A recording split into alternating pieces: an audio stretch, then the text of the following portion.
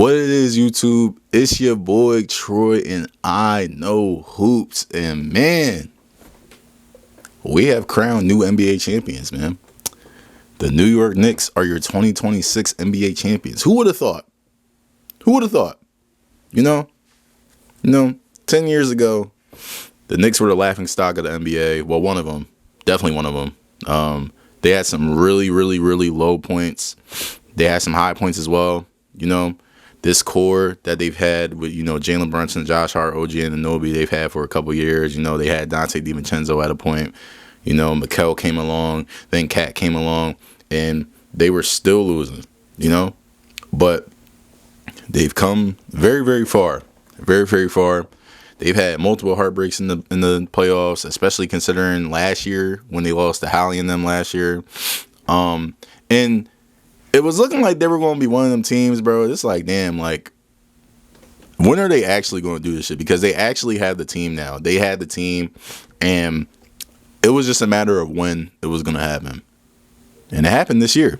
Now, I said in my last video, like, it's kind of weird if the Knicks don't make the championship after everything that happened in the offseason, everything that happened in the playoffs the year before, where people was getting hurt and things like that. Like, it just wouldn't make sense for the Knicks to not make the finals. But then again, it would have made sense because it's the Knicks.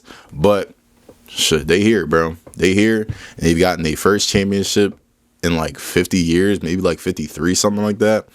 They haven't been to the finals since like 99, where they lost to the Spurs. So, congrats to the Knicks, man. As a basketball fan, it's good to see the Knicks win, but, like, their fans are fucking annoying. I have a friend who's a Knicks fan. He's very annoying right now, typing in our group chat, talking his cash, as he should. But, gotta deal with that for the rest of my life, unfortunately, until the Clippers win the championship. I don't think that's going to happen, but I'm optimistic, you know what I mean? So we'll see if they're ever going to win one. But a couple things I want to say about the Knicks, though.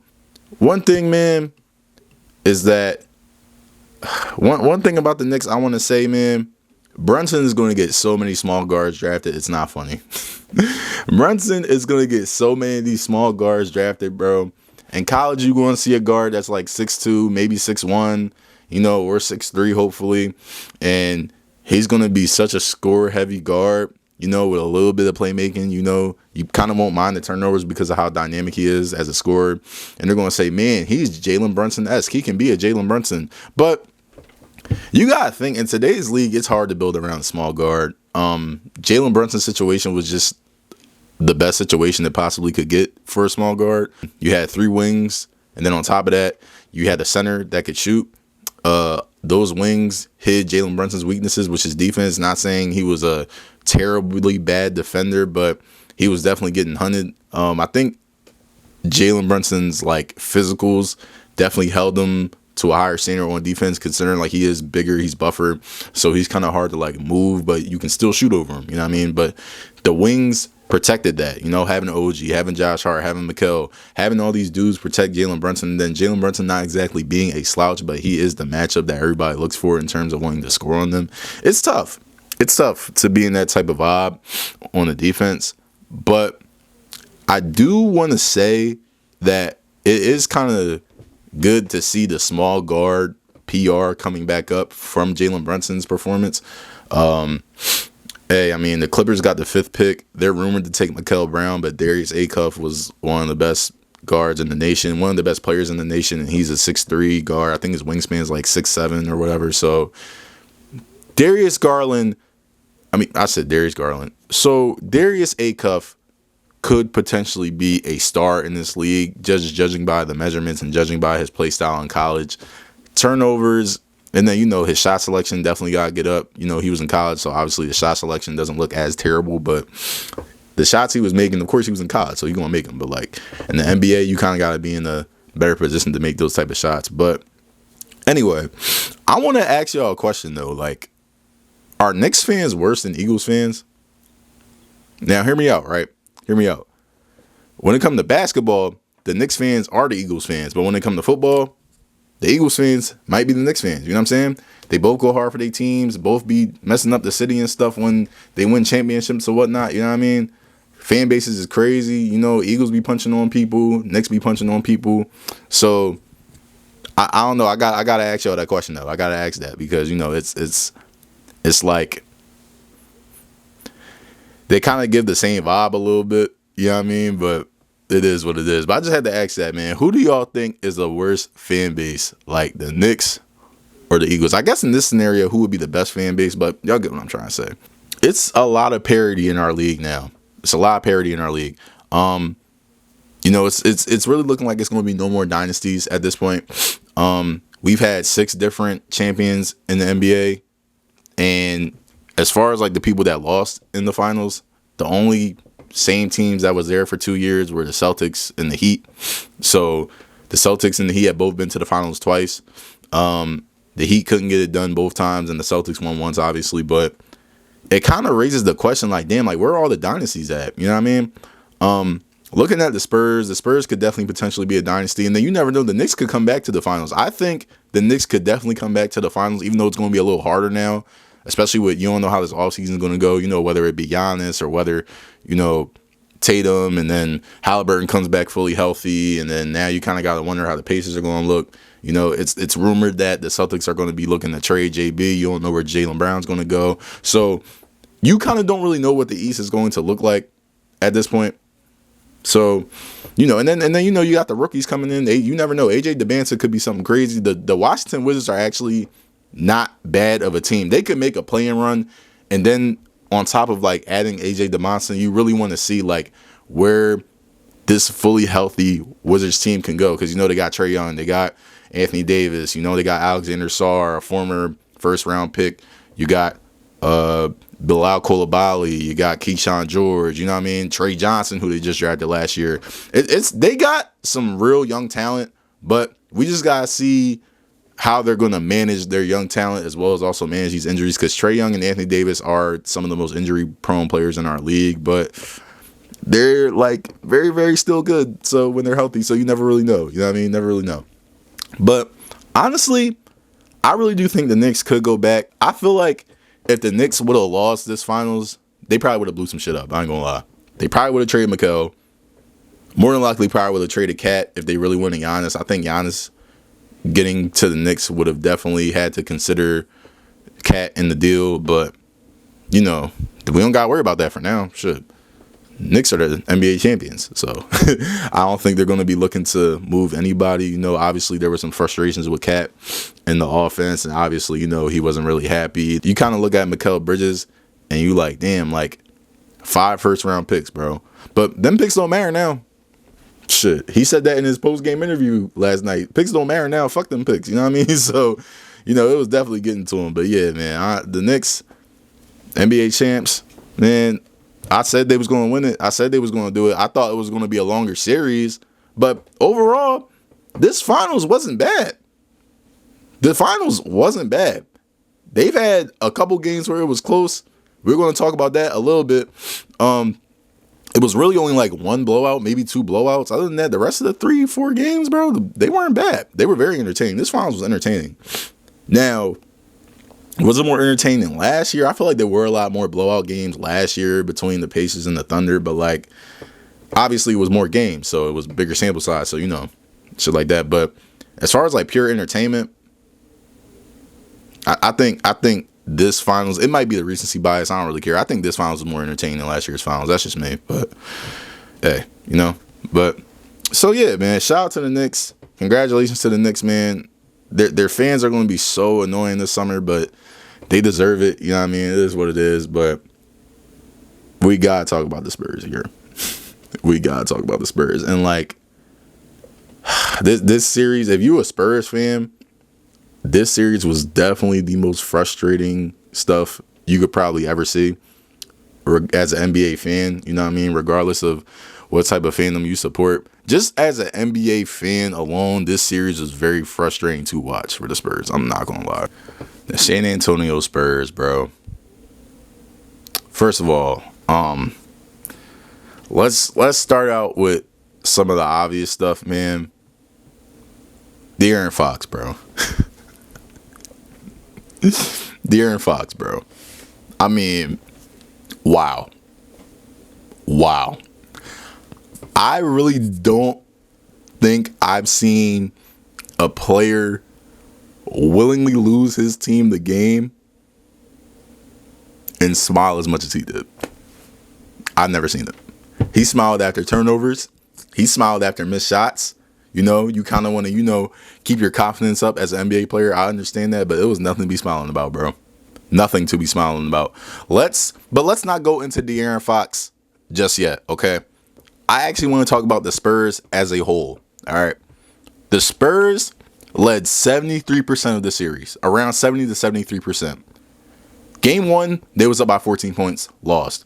Game 2, they was up by 12, lost. Game, 12 isn't really crazy, but you at home up by 12. Game before that, you was up by 14 at home. They lost both games at home and they were up double-digit points. All right. Game 3, right?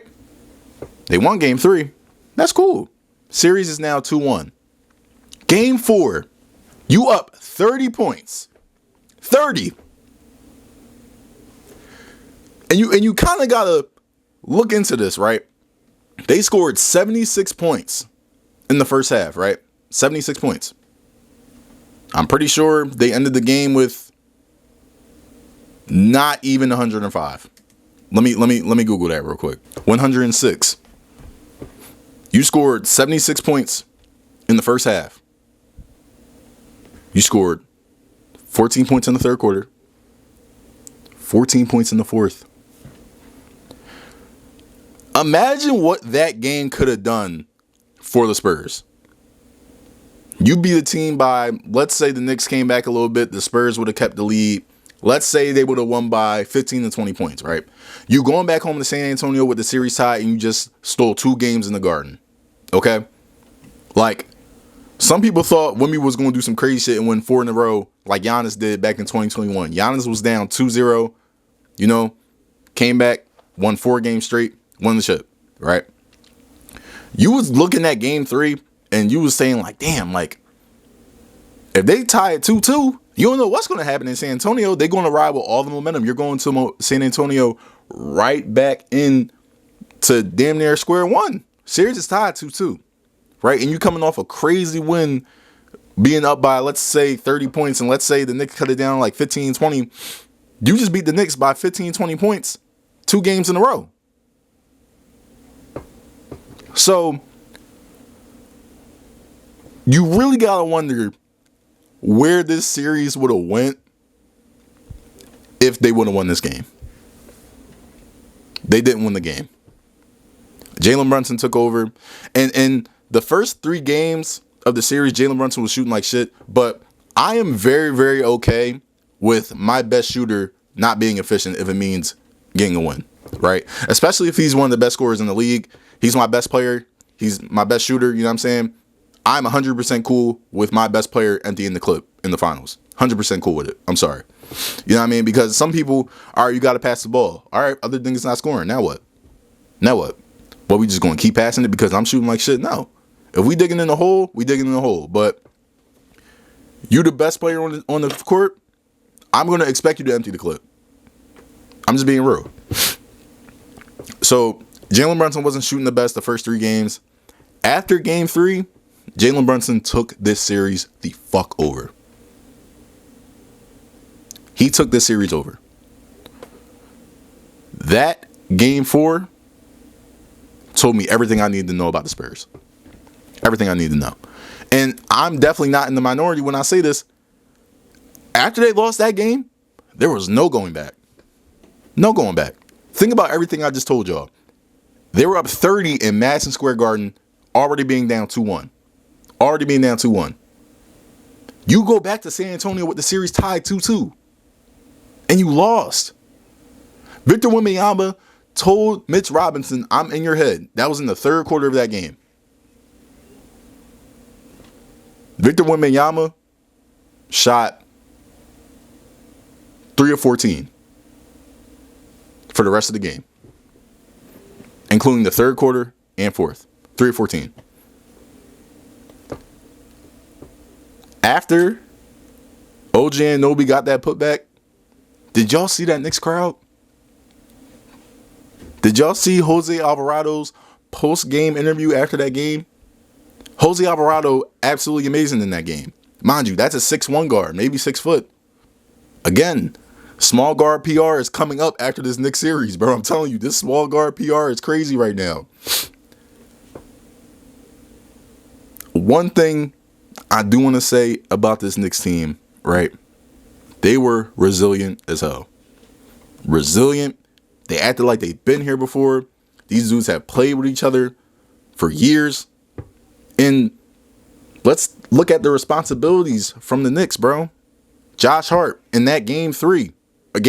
Josh Hart in that game 4. He had a fast break layup to take the game, right? To take the lead for the game. Missed it. Crazy. Spurs were still up. There was a possession with the Spurs where they took a 3, got an offensive rebound, took another 3, got an offensive rebound, kicked it out to Victor Wembanyama, shoots a 3. I'm going to get to this later.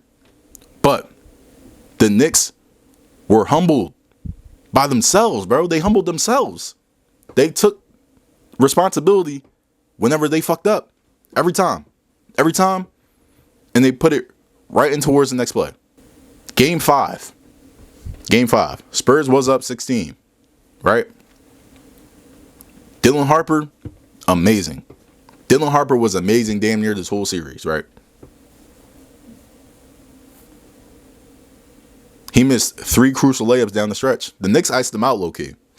You know, he's a rookie. He ain't going to keep making shots. The shots ain't going to keep falling forever. So, the Knicks ice him out. Cool. Right? Still a close game. Mind you, this is at San Antonio. It didn't even feel like a San Antonio game how many Knicks fans were out there. Right? But we're not going to talk about that. Right? I get our superstars need rest.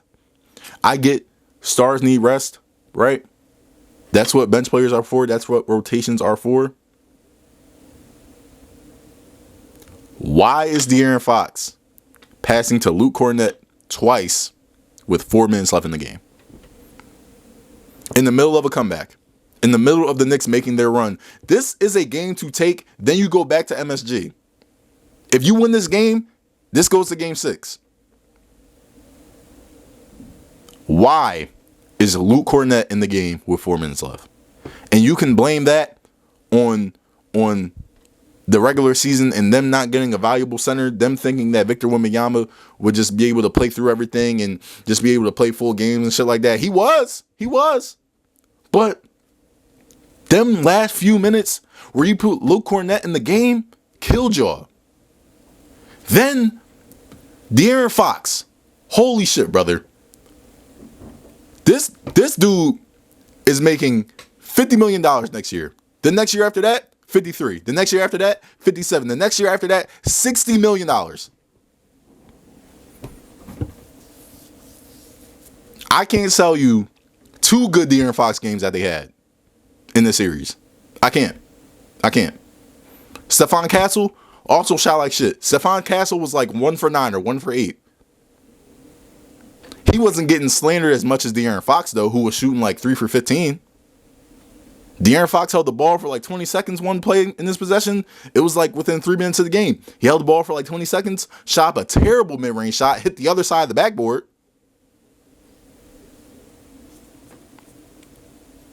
And boom. Knicks are NBA champions, bro. I'm going to give y'all 3 reasons as to why the San Antonio Spurs lost this finals, bro. First one, rotations, obviously, right? Them having too much pride. No, fuck them. Mitch Johnson having too much pride and leaving De'Aaron Fox in the game because he's the vet or that he's making over 50 M's, so you gotta play him. Fuck that. I'm gonna keep it a beam. I don't care if Dylan Harper is 12 years old. He was the best guard on the floor for the Spurs. He taking every shot. Him and Wemby pick and roll. If you're not him or Wemby, stand in the corner or stand in the wing and wait for the ball to pass to you so you can shoot. That's what Devin Vassell did. That's what Julian Champagnie did. So with De'Aaron Fox and Stephon Castle, right? They were shooting like shit, but you could excuse Stephon Castle because he was guarding the best player on the Knicks, right? He was guarding the best player on the Knicks. And he was also getting rebounds. He was crashing, right? He was getting offensive rebounds at that. So with Stephon Castle, all right, you're shooting like shit, but at least you're still trying to affect the game. De'Aaron Fox didn't affect the game whatsoever. In fact, he was playing for the Knicks. I'm going to keep it a beam. This is the second reason why the San Antonio Spurs lost. Terrible guard play. The guard play was fucking terrible. Oh my God, bro. And I like Stephon Castle. Turnover machine. When he gets downhill, he don't know what the fuck he doing sometimes. It damn near feels like you're watching Westbrook all over again. And I have OKC friends that can attest to that. When OKC Russell Westbrook got into that mode where he looked like the worst fucking player on the team, it got ugly. And that's how that looked for Stephon Castle. But it didn't, because they had two terrible players on their team, and the worst one was De'Aaron Fox. I mean, De'Aaron Fox's role was so simple. It was so simple. Make sure the dumb shit doesn't happen. Score when needed. Keep everything at a calm tempo. This nigga was the reason dumb shit happened. Couldn't keep everything under control. And didn't score at a good tempo. Whenever this dude shot the ball, it was a turnover. And with Stephon Castle, if Stephon Castle shot a three, you was better off playing 4v5. So serious. De'Aaron Fox is making 50 mil next year. 53 mil after that. 57 mil after that. Then 60. I'm gonna let y'all, you know what I'm saying? I'm gonna let y'all figure out what y'all want to do with that information. But that's a hard contract to trade. I'm gonna tell you that right now. If NBA teams are smart, but this is my problem with NBA teams, they still see the dumb shit that happens in the playoffs or the finals and still want to trade for a certain player, right? Because of the name or whatever. This ain't that. This ain't that. I doubt a team takes anything that De'Aaron Fox did seriously in this finals. All right. I wouldn't be surprised if this was his last game as a Spur. And it should be. It should be. The third reason as to why the Spurs lost, too many fucking threes. Too many threes. You up 15? Let me take a three. You up 30? Let me take a three. All right. Team's coming back. Now they down 10. Let me take a three. Oh, shit. Team's coming back. They within 5 now. You know what I'm going to do to keep that shit down? I'm going to take a three. Oh, my God. This team tied the game. They got all the momentum right now. And they at home. You know what I'm going to do? Shoot a three. Bro. This team now has the lead. They home crowd going crazy right now. I'm going to match that energy. Shoot a three. I mean, damn. Y'all couldn't come up with any other shot. They couldn't come up with no other shot. The reason that these dudes lost, they just took too many bad shots in the bad situations. Bro, you genuinely cannot tell me that them digging themselves in this type of hole was beneficial to anybody. Right? Mitch Johnson, the fourth reason why they lost. Just overall. Every reason that I just told y'all why they lost is all due to Mitch Johnson. Everything. The terrible rotations, Mitch Johnson. Terrible guard play, Mitch Johnson. Multiple missed threes, Mitch Johnson and the players. I'm going to keep it a bean. Mitch Johnson might as well be Darvin Ham. I'm not even trying to let the recency bias even fool me, but there were times in this OKC series where he didn't even look like he knew what the fuck he was doing. Right? When it came to Mitch Johnson, some of the things that he did was damn near unforgivable, right? You leaving De'Aaron Fox in the game knowing that he's stinking up the place and smelling like shit. You leaving him in the game for what? For what? For what? You drawing up plays, making Victor Wembanyama do give and goes, and then he's fading to the three. For what? So Stephon Castle can drive past the other guard and put up a dumbass layup? Look at me. I'm Victor Wembanyama. I'm 7'5" and I can shoot from the logo. Nigga, get in the paint. Get in the paint. You 7'5". Shout out to Karl Anthony Towns. Cat was holding his own against Victor Wembanyama. He was in foul trouble a lot, but he was still holding his own. Mitchell Robinson, he can only do what he could do. But you still 7'5". You should not be shooting this many threes, especially when your team is getting comebacked on. I don't even know if that's a word. It's my word now. Your team is allowing comebacks, and you're still taking threes. What are we doing? What are we doing? One thing I do want to ask y'all before I get on out of here. If you the Spurs, do you fire Miss Johnson? If you are the Spurs GM, you look at that final series, do y'all think y'all can go back to the finals? Fuck even winning a finals. Do y'all think y'all can even go back to the finals with Miss Johnson as your head coach? Let me know. Now, first full-time gig as a coach, you go to the finals, fairs. Right? I don't care about the whole, oh, this team is young, they'll be all right. Oh, this team is young, they'll be cool. No. I don't care about that. It takes really, really bad coaching to lose the series how the Spurs did, right? I'm not taking anything from the Knicks, though. Right? You can argue they had the best player. You can argue they had the better defenders.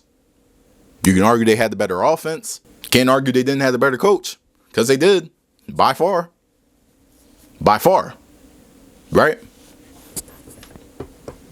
One thing about the Knicks in this final series, they were chameleons the whole series.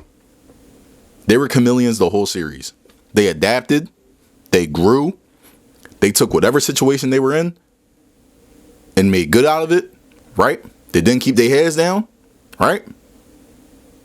Kept them heads up. Got themselves out of slumps. Got themselves out of some really bad quarters. Got themselves out of some really, really, really terrible foul trouble. And won a championship. Right?